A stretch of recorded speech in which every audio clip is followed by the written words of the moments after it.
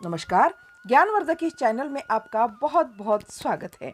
आप देख रहे हैं महाभारत के संवेदनशील प्रसंगों को एपिसोड के रूप में।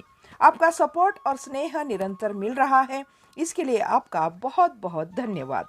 पिछले वीडियो में आपने देखा होगा कि द्वारका में युवधान और बलराम के मध्य संवाद चल रहा था। युवधान कंस के अत्याचार के बारे में कहता है कि कंस के कारागृह में द्वारका के कितने ही व्यक्ति दुख झेल रहे थे। कंस का नाम लेते ही लोग थर थर कांपते थे। कंस के जन्मदिन के अवसर पर तो लोगों को सफेद वस्त्र धारण करना पड़ता था। सिर पर दूध के मटके लेकर मन में प्रसन्नता न होने पर भी मुस्कुराने का हाव भाव दिखाकर उसकी जय जयकार करनी पड़ती थी। अनगिनत गुप्तचर इस बात को परखते रहते थे कि किसके मुंह पर हंसी नहीं है, कौन दुखी है। सारा द्वारका का दूध उन्हीं के पल्ले भी पड़ता था। गुप्तचर दूर से ही पहचाने जाते थे। ये गुप्तचर ऐसे रहते थे कि उनके पेट बड़े बड़े होते थे। घर में गाय न होने पर भी खूब दूध खाते थे, पीते थे। ये गुप्तचर खेत में काम नहीं करते थे, फिर भी उनके घर में अनाजों के ढेर भरे रहते थे। इतने पुरुष होने पर भी कंस को किसी ने मार नहीं सका, क्योंकि सबको डर था। देह का डर था, आत्मभय था। आत्मीय लगने वाले लोगों के साथ बात करने को भी उस समय डर लगता था, संदेह होने लगता था। किसे आत्मीय माने समझ में ही नहीं आता था। कंस ने ऐसी परिस्थिति उत्पन्न कर दी थी कि एक दूसरे पर विश्वास करना भी उस समय कठिन हो गया था। यादवों का कोई प्रमुख व्यक्ति नहीं था। यादवों के अधिकारियों में विश्वास न होने से दुरस्त जरासंध को युद्ध सलाहकार, गुप्तचर सलाहकार बुलाकर राज्य में नियुक्त किए गए थे। सारे गुप्तचर बाहर के ही थे। प्रशासकों को देखते ही लोग ऐसे डरते थे मानो कोई भूत आ गया है और भूत से उनकी भेंट हो गई है। ऐसा लगता था कि कंस का राज्य वह जरासंध का कंस का राज्य था वह, और कंस जरासंध का दामाद था। जरासंध तो इससे भी दुष्ट था। उसने समस्त पूर्व देशों को भयग्रस्त कर रखा था। जरासंध ने अपनी दोनों कन्याएं कंस को दी थी और वो दामाद बना लिया था। जब चाहे वहां से कितनी बार भी बुलाओ, सेना आ जाती थी।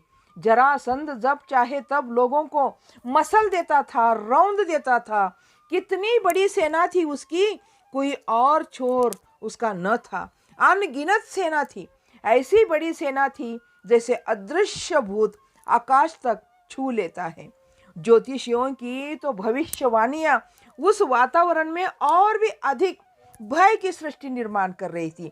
बार बार ज्योतिषी आ रहे थे और कंस को उसकी भविष्यवाणी बता रहे थे। कई साधु यह कहकर कंस से दक्षिणा बटोर रहे थे कि कंस महाराज, आपका वध करने का प्रयत्न चल रहा है। यदि बूढ़े नहीं हैं तो किशोर अवस्था के बच्चे ये षड्यंत्र रच रहे हैं, आपको सचेत रहना होगा। तब सुरक्षा अधिकारी हाथ लगे उनको सभी लड़कों को छानबीन करती थी, मारती थी, वध करती थी। ऐसा कोई चिन्ह जिस लड़के से किसी के ऊपर दिखाई दिया कि उसको पकड़कर जेल में डाल देती थी। पूछताछ उनकी होती रहती थी। 3-4 दिन ऐसे लड़कों को अंधेरे कमरे में बंद करके बेंतों से पिटाई पिटाई की जाती थी। युवदान आगे बता रहा है कि मैं भी 11 वर्ष का था ना, तब मुझे भी 3 दिन बंद रखा गया था और यह चेतावनी भी दी गई थी मुझे। राजा और अधिकारियों के वध करने के बारे में अगर तुमने सोचा भी तो खबरदार। उस समय मेरे मन में उसे मारने का थोड़ा भी विचार नहीं था, पर बाद में यह विचार जरूर उत्पन्न हो गया था। युवधान के मन में यह स्मृतियों की श्रृंखला चल रही थी और फिर वह टूट गई, क्योंकि सामने समुद्र की लहरें दिखाई दे रही थी।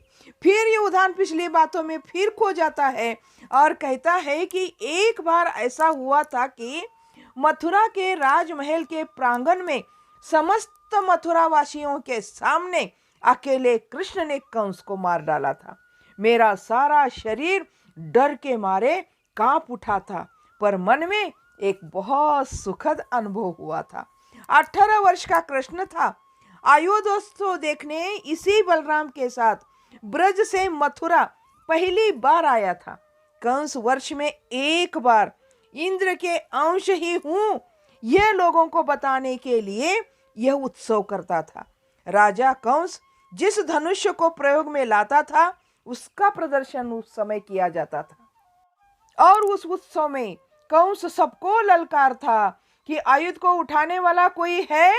यदि कोई कहता हाँ तो उसे कारागार में पहुंचा दिया जाता था। सभी कहते थे उस महान धनुष्य को उठा पाने योग्य देवांश आप ही है और कोई नहीं है। वास्तव में राजा की कृपा पाने के लिए डर के मारे लोग ऐसा कहते थे। वैसे कंस का तो साक्षात इंद्र का ही धनुष्य था। 30 वर्ष का बलराम और 18 का कृष्ण दोनों ब्रज में नंद गोप के घर में ही पले थे। खूब मक्खन दूध मिलता था उनको। ढेरों रोटियां खाकर गायें लेकर जंगल जंगल धूप में वर्षा में घूमते थे। खेती बाड़ी के दौरान हल चला चला कर शरीर पत्थर के समान कठोर बना लिया था उन्होंने।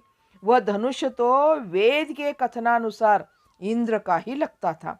देवांश पुरुष कंस महाराज के अतिरिक्त उसे छूने वाला पुरुष तीनों लोकों में नहीं था, ऐसा वह कहता था।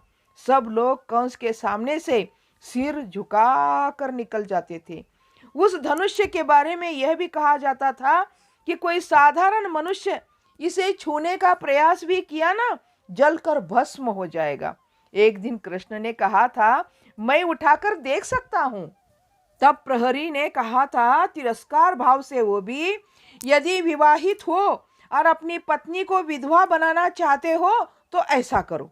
कृष्ण ने आगे बढ़कर न केवल धनुष ही उठाया था बल्कि उसको झुकाकर डोरी चढ़ाने का प्रयास भी किया था। सूखा बांस चट चट करके टूट गया था। लोग विस्मय से कांप उठे।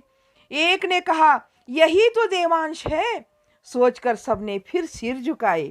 प्रहरी ने उसे सच मानकर दौड़कर अपने स्वामी कंस को समाचार दिया।